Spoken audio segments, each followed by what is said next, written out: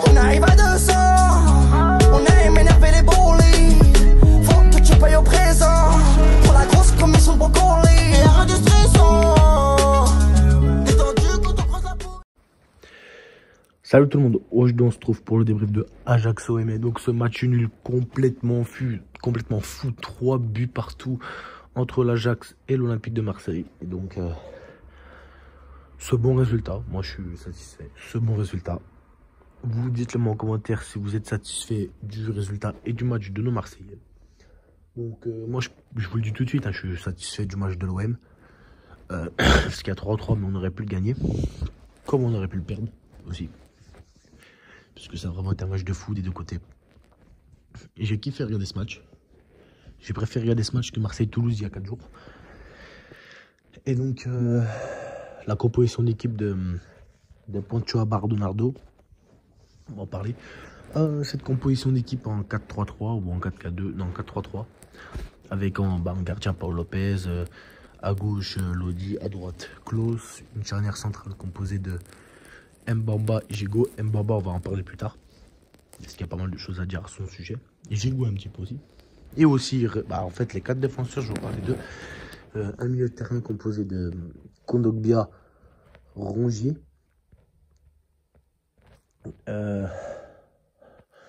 Donc attendez, en fait sur W9 ils ont montré un 4-4-2. Donc moi ce que j'avais vu c'était Kondogbia, Rongier. Sur le côté gauche, Harit. À droite,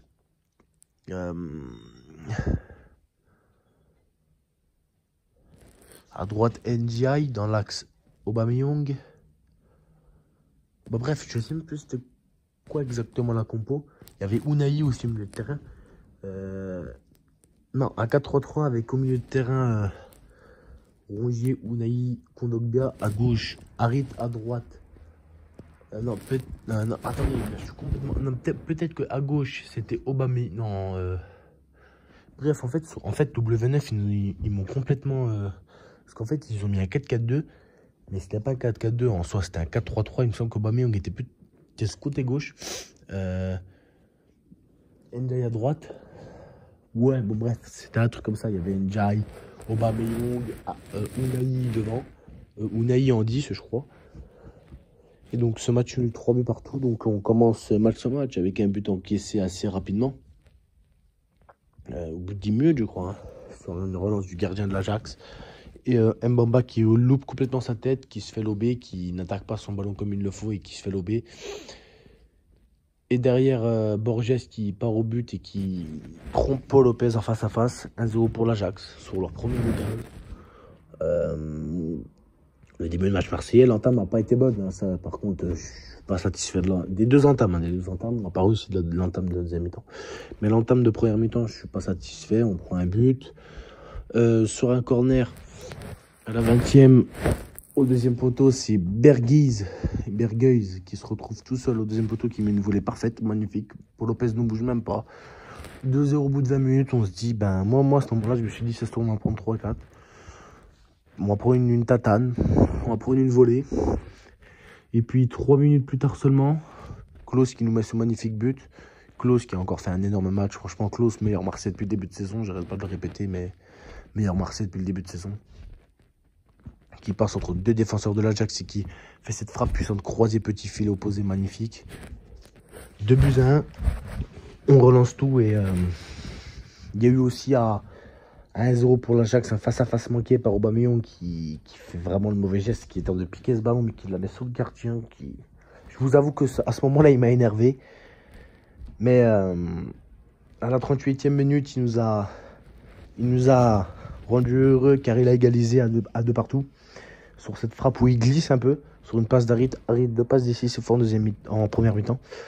Une frappe qui termine à ras-de-terre au premier poteau, où il glisse en même temps, mais elle est belle quand même. Elle est belle, bravo Aubameyang. L'égalisation de partout avant la mi-temps. Et on aurait pu avoir un troisième but pour nous avant la mi-temps. Ce ballon en retrait Klose qui est parfait. Et à Unai en retrait qui tire malheureusement sous le gardien. S'il la place, à mon avis, il y a 3-2 pour nous à la mi-temps. Mais ce match de l'OM, franchement, m'a fait kiffer parce que malgré tout ce qui se passe en interne et tout, on a vu quand même que mentalement, Ils étaient très solides, qui ne lâchaient rien. On a vu à l'image de Mbamba qui a fait pour moi son pire match depuis qu'il est à l'OM. Il a fait son pire match. Sur le premier but, il fait une erreur. À 3-3, je crois. C'est à 3-3 en fin de match. Il fait une erreur. Ou à 3-2, je sais plus. Il fait une erreur où il loupe le ballon et derrière, il laisse partir l'attaquant. Ou bah, c'est l'arrêt de Paul Lopez qui nous sauve. Bah, c'est à 3-2. C'est à 3-2. Et Paul Lopez nous sauve. Franchement, Franchement, pour moi, Mbamba, il a fait son pire match à l'OM. Et on n'a pas perdu, heureusement. Mais j'espère qu'il se rattrapera dans 3 jours à Paris.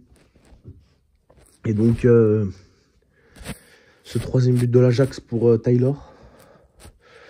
Servi en retrait qui tire sur Paul Lopez. Mais malheureusement, Paul Lopez qui n'arrive pas à l'enlever. Ça passe entre ses jambes. 3-2 pour l'Ajax. Moi, j'y croyais encore, hein, la victoire. Et j'ai bien fait, je pense, parce qu'on n'était pas loin d'une victoire en fin de match.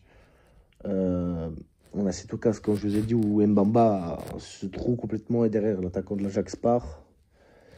Et sert en retrait Bergwijn qui n'arrive pas à marquer ce but. Merci pour Lopez pour ce très bel arrêt, même si Bergwijn ne le met pas comme il faut. Merci quand même pour cet arrêt. Et donc Aubameyang qui nous marque un joli but aussi pour égaliser à 3-3. Sur un ballon de Verretou. Dans la surface, pied droit, il se l'emmène et il fait une frappe puissante que le gardien touche, mais ça rentre quand même petit filet. 3 buts partout. Magnifique. Il restait encore un quart d'heure à jouer. Il y avait la place et voilà, il y a eu une barre aussi, j'ai oublié de le préciser, mais il y avait eu à 2-1 en première mi-temps la barre de Iliman Ndiaye, qui n'a pas été récompensé, qui a fait un bon match aussi, je trouve. Et voilà, Gigot qui a eu un début de match compliqué, mais qui derrière s'est bien repris. On a eu Klose qui a fait son match pour moi meilleur Marseille ce soir, encore une fois. Même si Aubameyang met 2 buts, je pense qu'Aubameyang meilleur Marseille ce soir, mais Klose est dans le top 3 des Marseillais ce soir. Renan Lodi, moi encore une fois, je vous l'ai toujours dit, je suis pas fan depuis qu'il est arrivé. Et encore là, sur le troisième but de l'Ajax en deuxième mi-temps, il se fait manger sur son côté. Et derrière, le but arrive, quoi. Enfin, à un moment donné, ce jour-là, j'ai l'impression que défensivement, il s'en sort pas. Et pourtant, on voit que c'est quand même un international brésilien. Il est titulaire avec l'équipe du Brésil. On se pose des questions quand même. Et donc, Mbamba, qui pour moi fait son pire match à l'OM, mais qui a quand même fait des choses bien. Faut le dire, qu'il a fait des choses bien. Parce que d'habitude, il est énorme tous les matchs. Rongier, capitaine, exemplaire au milieu de terrain. Solide. Et donc, cette occasion, malheureusement en fin de match, dans le temps additionnel, cette frappe de Naï, que le gardien enlève. Ce ballon partait sous la barre. Mais malheureusement, il enlève. Et sur ce dernier corner, on n'a pas su marquer. Mais je suis quand même très satisfait du match de mon équipe. Parce que à 2-0, on a surremonté. À 2-2, on était mené 3-2. On est surremonté à 3-3. Ça m'a rappelé un peu le match face au Feyenoord il y a 2 ans. Enfin, il y a 1 an et demi. On était mené 2-0, on est revenu à 2-2. Il y avait eu l'erreur de Tchaïta Tsar. 3-2 pour le Feyenoord, mais on n'avait pas su revenir. Sauf que là, on a su revenir. Et donc, c'est le plus important. Je suis content parce qu'Aubameyang a marqué un doublé. Voilà, là, c'est un doublé qui nous apporte un point. C'est un très bon point à l'extérieur. Parce que face à l'Ajax à l'extérieur, c'était très compliqué de faire un résultat comme ça.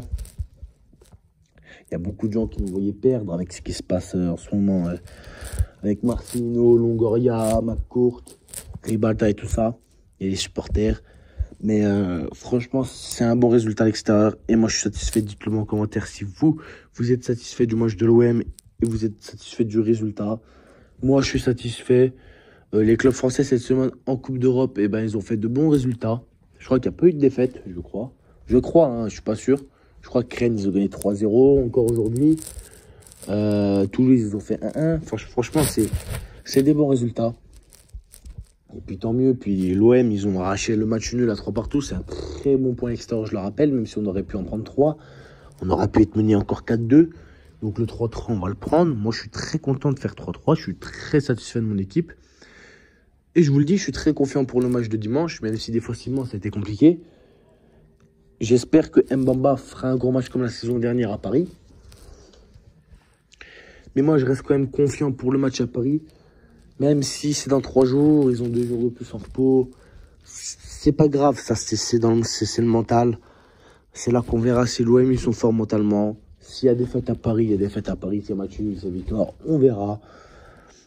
En tout cas, on sait qu'on n'est pas favori, on sait que c'est le PSG qui est largement favori.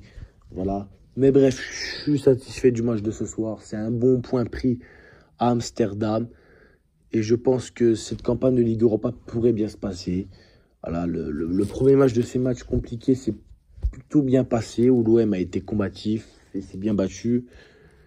Et donc, j'ai pas parlé aussi du carton rouge pour Silvano Vos, qui était rentré à la mi-temps. Qui était rentré en début de deuxième mi-temps. Et qui avait pris un rouge sur une faute du Vitinha sur un deuxième jaune. Mais bon, il l'avait pris à la 91e, donc c'était pas très. Il l'aurait pris 10 minutes avant, ça aurait été autre chose. Mais là, il l'a pris dans le temps additionnel, donc on n'a pas su en profiter. C'était trop court jusqu'aux 5 minutes. Mais voilà, je suis très satisfait du match de mon équipe.